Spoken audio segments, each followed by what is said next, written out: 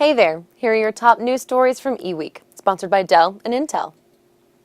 Google announced it will now offer Microsoft Licensed Mobility, Windows Server 2008 R2 Data Center Edition, and a free version of the Chrome Remote Desktop application on its Google Compute Engine Infrastructure as a Service platform.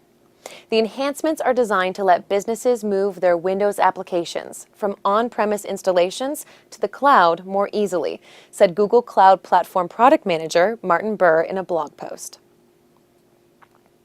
Blackphone will update the private OS operating system for its security-focused smartphone early in 2015. The update includes separate containers or spaces on the mobile handset so that users can keep their work and personal apps separate on the devices. The new Spaces feature will let users create separate, self-contained areas for apps, data, and accounts on the same device, according to a December 9th announcement by SPG Technologies, maker of Blackphone.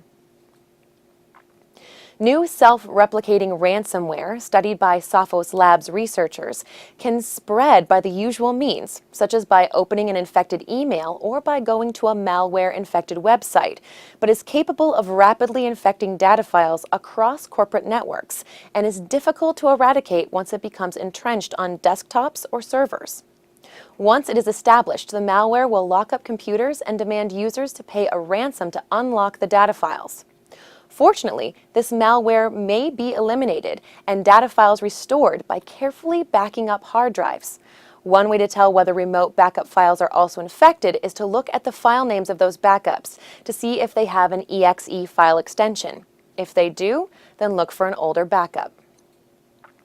The Federal Communications Commission is asking the big 4 wireless carriers in the United States to turn on anti-theft features in their smartphones by the end of March in 2015 to try to reduce the incidence of smartphone thefts by making the devices useless to thieves if they are stolen.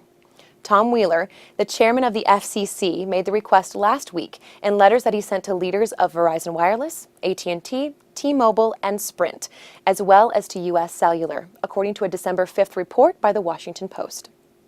Thanks for watching. Follow the links on this page to learn more about the stories mentioned in this broadcast, and check back every weekday for another daily tech briefing from eWEEK.com.